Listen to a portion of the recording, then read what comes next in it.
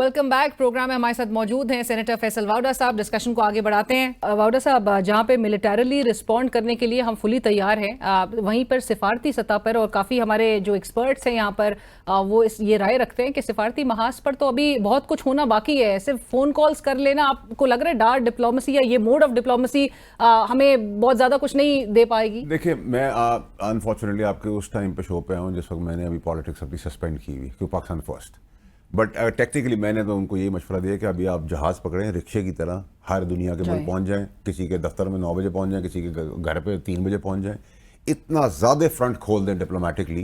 और हमारा मुद्दा क्योंकि बहुत स्ट्रांग है कि कल जो DG ISPR ने एविडेंसेस दिए, हम एविडेंस प्रोवाइड करें, वो सिर्फ हाइप क्रिएट करें, झूठ बोलने, फरेब करें, फ्रॉड हमारे पास एविडेंसेस मौजूद हैं। हाँ, तो ये टाइम है कि मैं आपके घर भी आ जाऊं, मैं इनके दफ्तर भी चला जाऊं, मैं इनके ऑफिस भी पहुंच जाऊं, मैं इस मुल्क को भी इंगेज कर लूं, मैं उस मुल्क को क्यों नहीं कर रही है? देखिए, अब वो तो मैं इसका जवाब जब पाकिस्तान की टेंशन खत्म हो जाएगी तो उसका सियासी जवाब आपको वैसे ही, क्योंकि आज को देखिए ना, माजरत के साथ, लेकिन वजीर दिफा ख्वाजा आसिफ साहब का चाहे वो अमेरिका से मुतालिक बयान हो कि उनका डर्टी वर्क जो है वो हम इतने दहाइयों से कर रहे हैं, वो आज को भारतीय मुस्तकिल मंदूब UN में तकरीर में इस्तेमाल कर रहे हैं कि जी अब मजीद हमें कुछ कहना बाकी नहीं रह गया।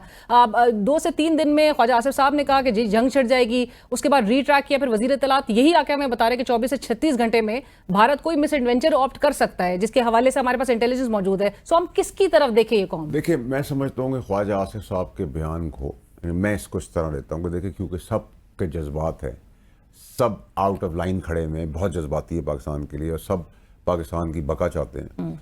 तो कभी कभार सिचुएशन जज्बात में ऐसी हो जाती है कि आदमी कह कुछ रहा होता है, निकल कुछ जाता है। दो it's irresponsible and insensible on my part if I do that. But मैं ख्वाजा आसिफ साहब को इसको स्पिन नहीं करूँगा पॉलिटिकली।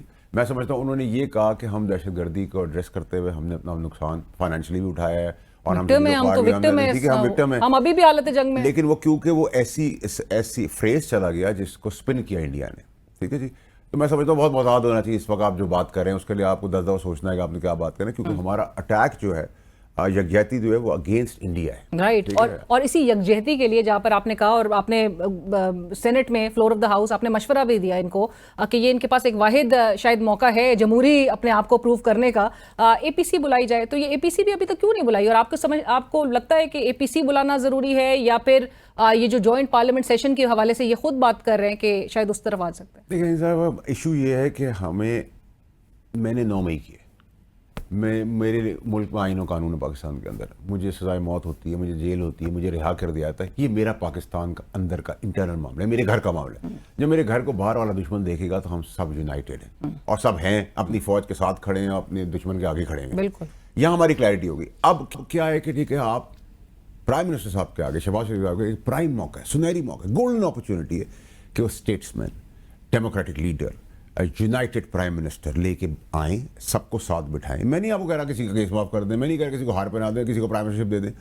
आप टेलीफोन पे ले लें, आप वीडियो लिंक पे ले लें, आप उनसे नॉमिनेट करा लें कि XYZ शिबली साहब जो हैं वो मेरे बिहाफ पे बात करेंगे और वी स्टैंड यूनाइटेड।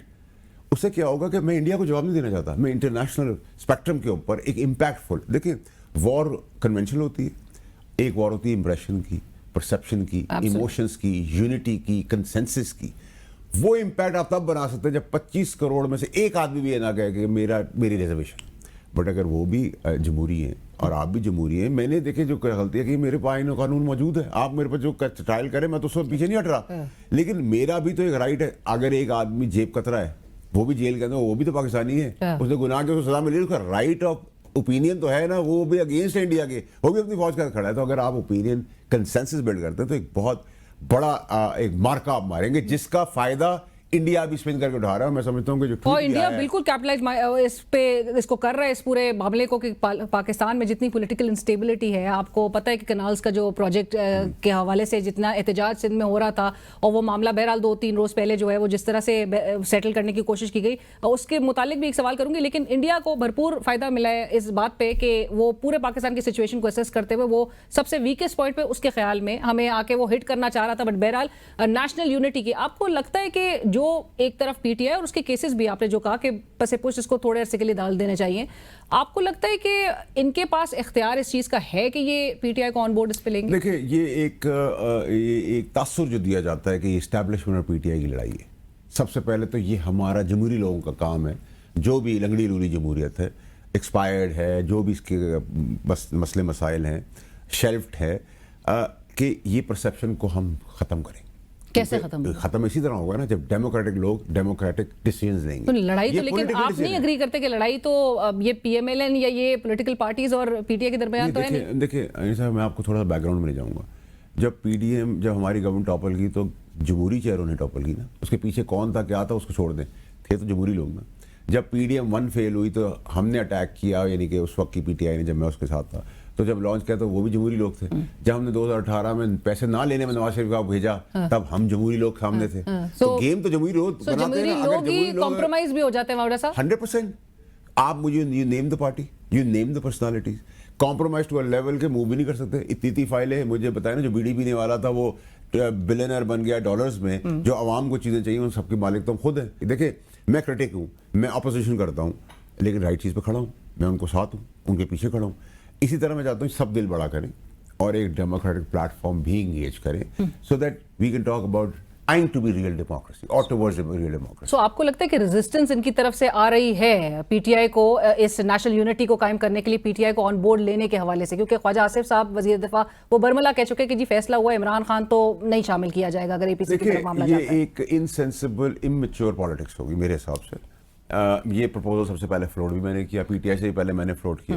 اس کا ریزن ہے کہ I am also trying to be little sensible, little responsible. جب آپ کو ملک آتا ہے تو آپ کو تھوڑی میچورٹی آئی جاتی ہے. اب آپ ایسی سچویشن پہ کھڑے ہیں کہ جدھر آپ کو میچورٹی دکھانی ہے, جدھر ہم کہہ رہے ہیں گردنیں ہم کاٹ کے فٹ بال بنا دیں گے انڈیا کا, جہاں ہم کہہ رہے ہیں کہ پانی کے اوپر ہم اپنے خون سے بھر دیں گے اپنے ڈیمز, وہاں ہماری کلیئرٹی بھی ہے. ہم گھسیں گے پھٹیں گے, ہم وہاں کلیئر ہے نا, ہم میں وہاں کہیں ایک پنچ بھی نہیں. ہم کہہ رہے ہیں ہم نہیں چاہتے, لیکن ہم آئیں گے تو ہم یہ کریں گے. ٹھیک ہے.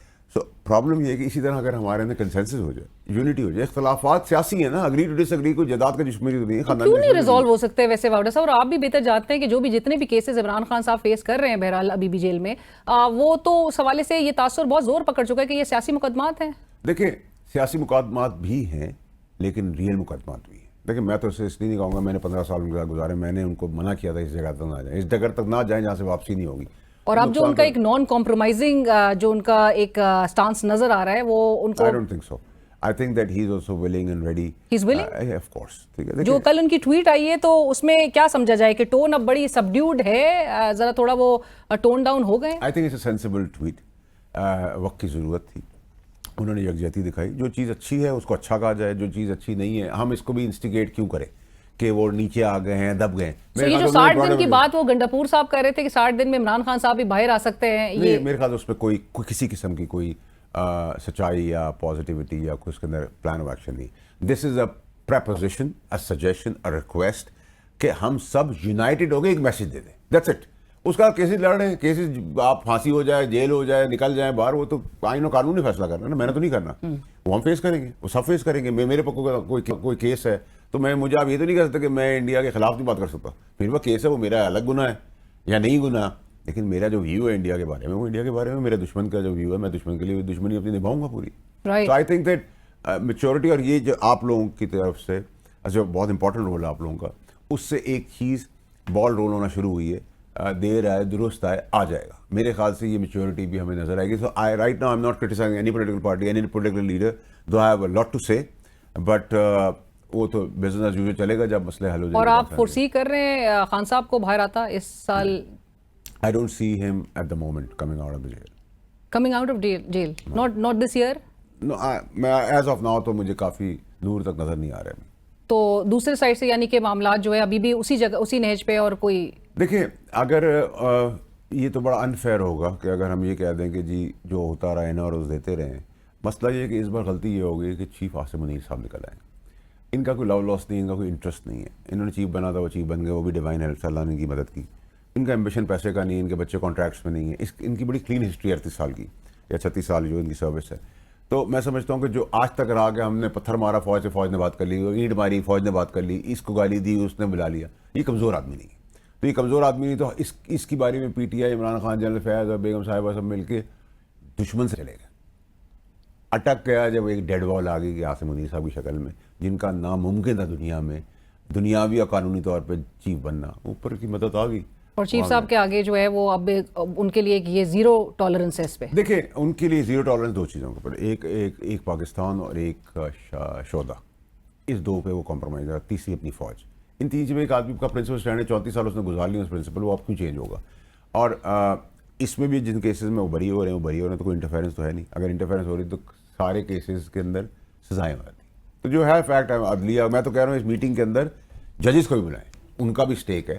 سم تھنگ ڈفرنٹ, آپ سب کو ہی بلائیں, سب کو بٹائیں. اتنا بڑا میسج ہے انٹرنیشنل فورمز کے اوپر کہ یہ تو پاکستان نے آؤٹ آف دا باکس کام کر دیا. رائٹ, اور انفارچونیٹلی ابھی تک اس طرف ہماری حکومت جا نہیں رہی ہے. بٹ آپ جیسے زیرک سیاستدان ان کو مشورہ دیتے رہیں گے, سو ہوپ فلی ہم دیکھیں گے آنے والے دنوں میں بھی ہم ایک ٹھوس جواب بھارت کو دے سکیں. Thank you so much Faisal Vawda صاحب for joining us on the show. Senator Faisal Vawda صاحب اس وقت ہمیں شریک تھے, آپ نے گفتگو ملاحظہ کی, اور جس طرح سے بھارت کو ایک جواب دیا جا رہا ہے, ملیٹریلی جو ہمارا رسپانس ہے وہ پوری طرح سے انٹیکٹ ہے, وہ ایک فل رسپانس دیا جا رہا ہے. اور جہاں پر سفارتی سطح پر اور جو اے پی سی بلانے کا معاملہ ہے, جیسے ایک نیشنل یونٹی کا ایک میسج دیا جا سکے, وہ وقت کی ضرورت ہے. پروگرام میں وقت ہوا ایک بریک کا.